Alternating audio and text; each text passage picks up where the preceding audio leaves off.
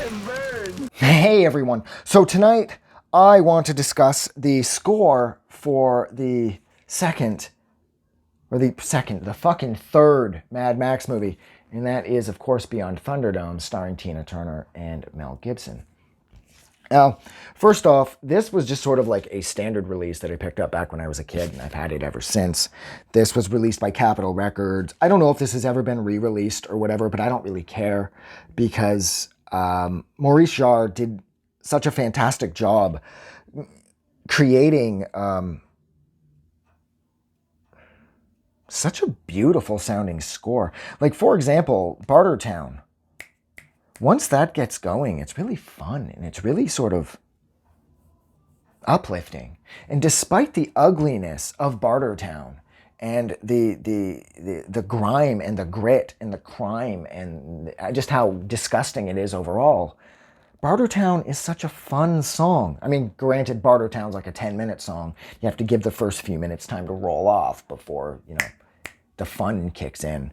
But I have to say, you couple that with, of course, We Don't Need Another Hero, the massive single that Tina Turner had from this movie, coupled with, I have to say, one of the more disappointing things was her cover, or her version, sorry, of One of the Living, which was written by Holly Knight.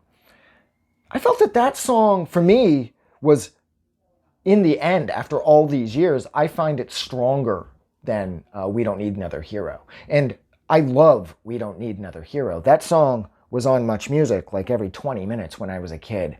And it's a great song, and it's a really good message, I mean, in regards to how it applies to the movie.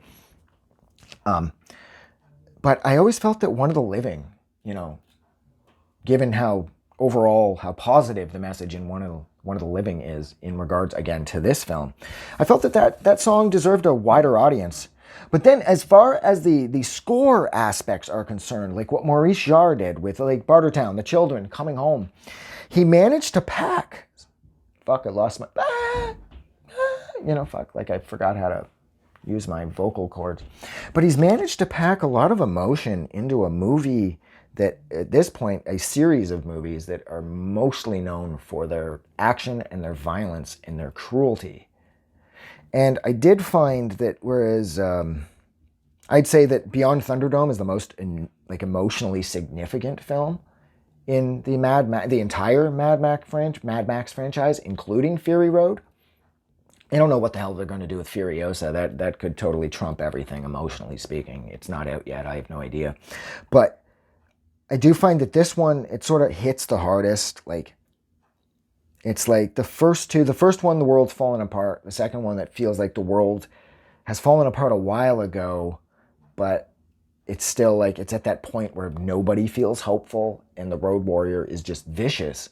But then comes Beyond Thunderdome, and it just feels, I don't want to say uplifting, but this movie is so bright. And when he finds the tribe of kids living out in the middle of nowhere, or rather, the tribe of kids find him because they think he's Captain Walker, it's like they have a really good thing going there. And that tribe seems to have water and food and a sense of community, and they have their own little society going. And they're so busy wanting to leave that it parallels what's going on in the real world so perfectly. Like, no matter how well we have it made here where we are, we always think we belong somewhere else. And they're always out looking for Captain Walker because they want to go to Tomorrowland, where the River of Lights are. And of course, Tomorrowland doesn't exist. It's a shell. Tomorrowland is just simply what cities used to be, and now they're just hollowed out shells of themselves as the result of the nuclear apocalypse, the Pocky-clips, as they call it. And Maurice Jarre has done a fantastic job of sort of bringing that into focus, but still maintaining a sense of hope. Like I said, this score is incredibly hopeful for such a series of films that have always been very hopeless. I do have to say, considering that this was the last Mad Max movie, essentially, like, for the rest of my life. This movie came out when I was a kid, and then that was it.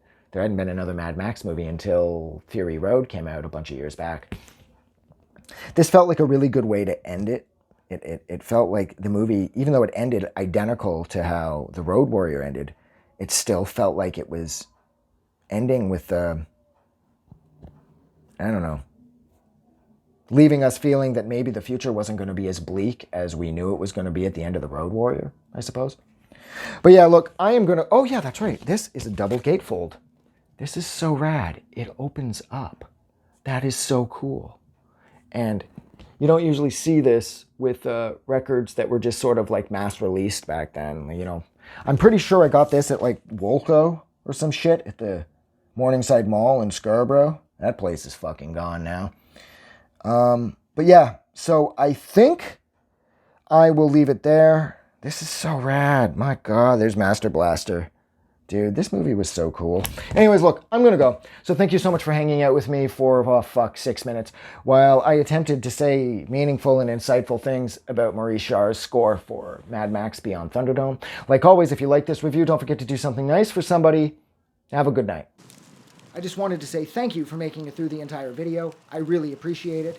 And I'm going to remind everyone one more time, even though I've probably already done this in the video that you just watched, to please click the like button as well as the subscribe button because it helps this channel grow. And thank you for hitting like and subscribe, and we will see you guys really soon.